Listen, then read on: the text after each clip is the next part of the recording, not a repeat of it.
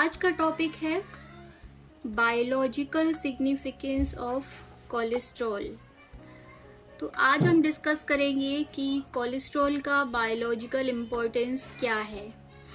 तो इससे पहले ये जानना ज़रूरी है कि कोलेस्ट्रॉल क्या है।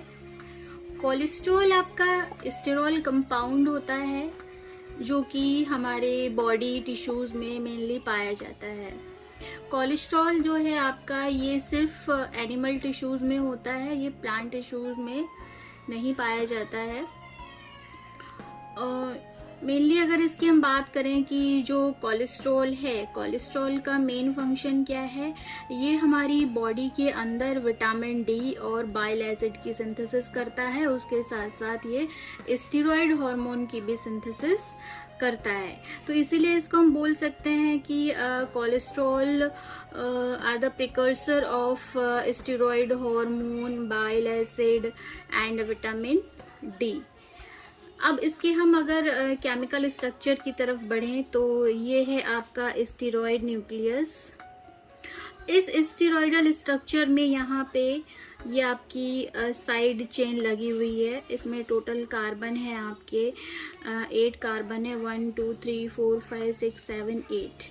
लेकिन पूरे ऑल ओवर कोलेस्ट्रॉल के स्ट्रक्चर में जो कार्बन एटम होते हैं वो 27 कार्बन एटम्स होते हैं और कार्बन नंबर 3 पर OH ग्रुप ये अटैच होता है। अब इसको स्टेरॉल क्यों बोला है? क्योंकि ये जो स्टीरॉयड न्यूक्लियस है, ये इतना पार्ट, ये स्टीरॉयड न्यूक्लियस है। यहाँ पे कार्बन नंबर 17 पे जो कार्बन चेन लगी हुई है उसमें टोटल कार्बन 8 हैं आपके और कार्बन नंबर 3 पे OH लगा है, इसलिए इसको स्टेरॉल बोला गया है। ओके, अब इसके फंक्शन की हम बात करें, बायोलॉजिकल फंक्शन की, तो cholesterol is a type of fat that is part of all animal cells.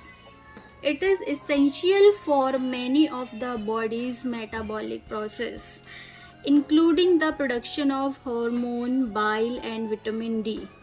अभी हम जैसे डिस्कस कर रहे थे कि कोलेस्ट्रॉल एक फैट का ही टाइप होता है जो एनिमल सेल्स में पाया जाता है। इसकी मदद से हमारी बॉडी में बाइल एसिड बनता है, विटामिन डी बनता है और स्टीरॉयडल हार्मोन्स बनते हैं। और ये हमारे मेटाबॉलिक जो रिएक्शंस होती हैं उनके लिए भी ये एक बहुत ही इम्पोर्टेंट एक कंपाउंड होता है। इसके साथ साथ जो कोलेस्ट्रॉल होता है, ये कोलेस्ट्रॉल हमारे सेल मेम्ब्रेन का एक स्ट्रक्चरल कंपोनेंट होता है। क्यों? क्योंकि ये हमारे सेल मेम्ब्रेन को बनाता है और ये सेल मेम्ब्रेन में पाया जाता है। कोलेस्ट्रॉल के बिना हम सेल मेम्ब्रेन की कल्पना बिल्कुल नहीं कर सकते हैं। और अभी जैसे हम बात कर रहे थे कि ये स्टीरॉयडल हार्मोन्स बनाता है, कौन कौन से हार्मोन्स बनाता है, लाइक ईस्ट्रोजन हो गया, टेस्टोस्टेरोन है, एड्रिनल हार्मोन्स है। तो ये सारे क्या है? ये सारे स्टीरॉयडल हार्मोन हैं जो कि कोलेस्ट्रॉल के थ्रू बनते हैं। अब हमने बात की थी कि कोलेस्ट्रॉल बाइल एसिड की भी सिंथेसिस करता है, बिल्कुल करता है। बाइल एसिड बनता है कोलेस्ट्रॉल से। और इस बाइल एसिड का क्या रोल है हमारी बॉडी में? ये बाइल एसिड क्या करता है? ये हमारी बॉडी में डाइजेशन में हेल्प करता है। जो भी हम फूड खाते हैं तो उनके डाइजेशन में, मेनली फैट के डाइजेशन में ये हेल्प करता है। उसके साथ साथ अदर न्यूट्रिएंट के डाइजेशन में भी ये पार्टिसिपेट करता है, बॉडी की हेल्प करता है। अब चलते हैं इसके लास्ट फंक्शन की बात करें तो ये जो कोलेस्ट्रॉल है, ये कोलेस्ट्रॉल हमारी जो मेम्ब्रेन है उस मेम्ब्रेन के स्ट्रक्चरल इंटीग्रिटी एंड फ्लूइडिटी को मेंटेन रखता है। तो ये तो बात हो गई कोलेस्ट्रॉल के बायोलॉजिकल इम्पोर्टेंस की, उसके फंक्शन की। अब थोड़ा सा हम डिस्कस कर लेते हैं कि जो कोलेस्ट्रॉल होता है, कोलेस्ट्रॉल कैसे हमारी बॉडी में एक जगह से दूसरी जगह जाता है। कोलेस्ट्रॉल ऐसे एज सच मूव नहीं करता है। ये किसके साथ मूव करता है? लिपोप्रोटीन। आपने वर्ड सुना होगा लिपोप्रोटीन।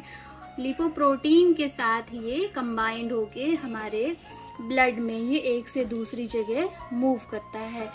तो एक तरह से हम जो लिपोप्रोटीन को वेहिकल कह सकते हैं कोलेस्ट्रॉल के लिए। ये जो होता है लिपोप्रोटीन आपका 3 टाइप का होता है, आप लोग जानते हैं, HDL, LDL and VLDL। HDL का मतलब होता है हाई डेंसिटी लिपोप्रोटीन, LDL का मतलब होता है low density lipoprotein and VLDL का वेरी लो डेंसिटी लिपोप्रोटीन।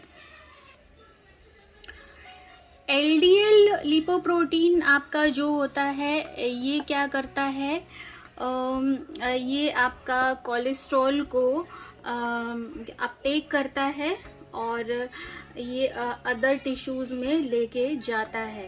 ठीक है, वहाँ पे क्या होता है, फ्री कोलेस्ट्रॉल जो है आपका ये रिमूव होता है किसके थ्रू, HDL के थ्रू, यानी कि हाई डेंसिटी लिपोप्रोटीन के थ्रू ये टिश्यूज से रिमूव आउट होता है।